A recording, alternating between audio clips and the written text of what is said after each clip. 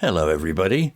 If you want to read all the stories in full, please go to www.steveuk.blog. Thank you.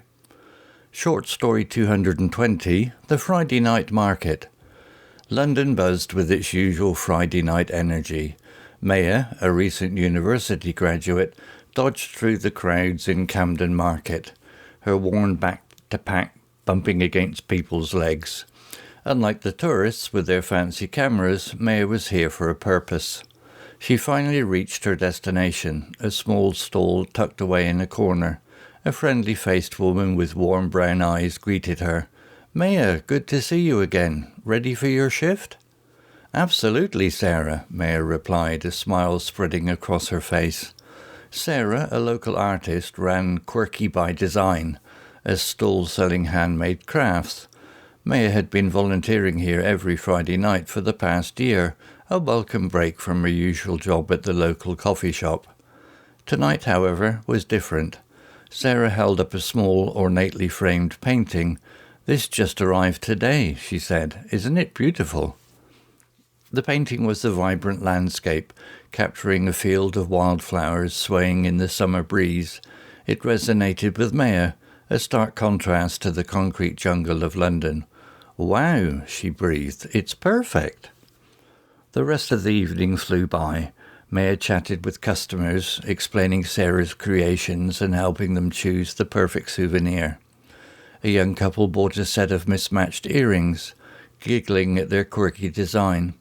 An older gentleman picked up a leather wallet embossed with a roaring lion. He winked at Maya, saying, "This reminds me of my younger days." As the night wore on, the crowd thinned. Sarah started packing up, her movements tired but content. "Thanks again for your help, Maya," she said. "You're a lifesaver." "No problem at all," Maya replied. She hesitated. "I was wondering—" Sarah looked up, her brow furrowed. Maya took a deep breath. "Would you be interested in selling some of my own work here?" Sarah's eyes widened. "Your work? You make things?" Maya flushed. "Well, I wouldn't call it professional exactly," she stammered, "but I do like to write in my free time, short stories mostly." Sarah's smile softened. "Let me see some," she challenged. Maya, surprised but thrilled, fumbled in her bag and pulled out a worn notebook filled with scribbled stories. Sarah spent a good 10 minutes reading, her face a mask of concentration. Finally, she looked up, her eyes shining. "Maya," she said, her voice thick with emotion, "these are wonderful. You have a real talent here." Tears welled up in Maya's eyes. No one had ever praised her writing like that before. Sarah squeezed her hand. "Why don't you try selling some of your stories here next week? We can see how it goes." Hope surged through Maya. Could this really be happening? She spent all week carefully selecting her best stories, hand-typing them on colourful paper and binding them into small homemade booklets. Each one felt like a piece of her own heart. Friday night arrived again. This time, nestled beside Sarah's paintings were Maya's midnight musings, a collection of fantastical tales and heartfelt observations. Maya's hands trembled slightly as she greeted the first customer. To her surprise, a young woman with bright red hair stopped at her stall. "Wow," she said, picking up a booklet. "These look interesting. What are they?" Maya took a deep breath. "They're short stories I wrote," she explained. "Just a bit of fun." The woman smiled. "Fun? I love to read. How much are these?" That night, Maya sold 3 booklets. 3 people had chosen to spend their Friday night reading her stories. As she helped Sarah pack up, a sense of accomplishment washed over her. This wasn't just about selling stories. This was about sharing a part of herself, connecting with people through her words. "So," Sarah said, leaning against the stall, "next week are we going to see poetry, novels, maybe even a screenplay?" Maya laughed. "Not all at once," she said, "but definitely more stories." Camden Market may have been filled with trinkets and souvenirs, but for Maya it had become a place where she found her own voice, a place where she wasn't just selling stories, she was sharing her dreams. The city lights twinkled above her, reflecting in her excited eyes. The future, like the stories in their booklets, were full of possibilities. Vocabulary notes.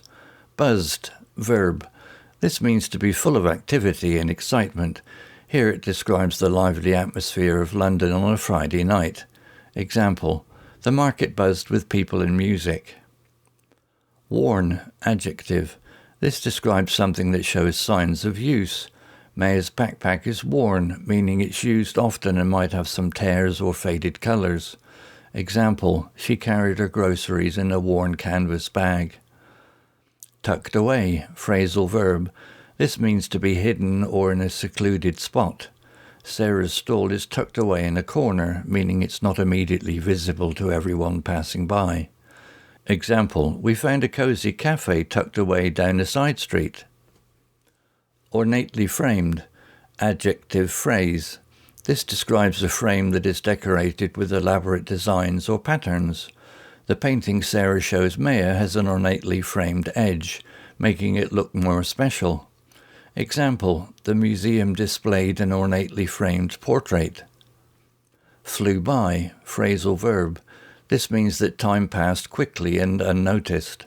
Maya's shift at the market flew by because she was busy and enjoying herself.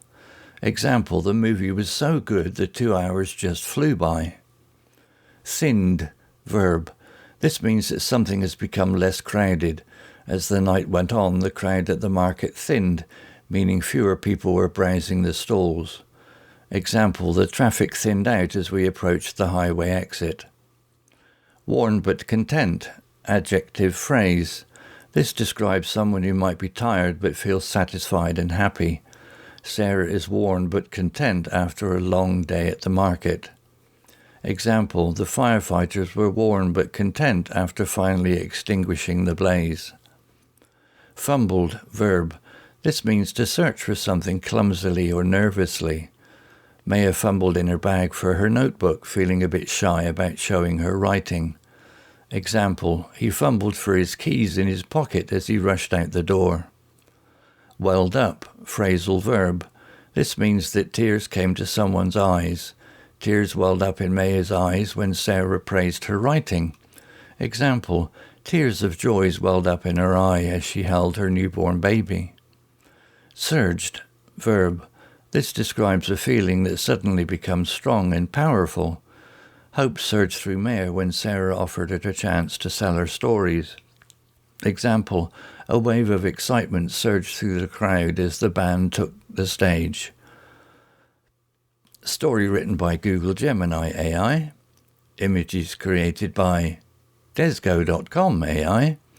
To read all the stories in full, please go to www.steveuk.blog. Thank you.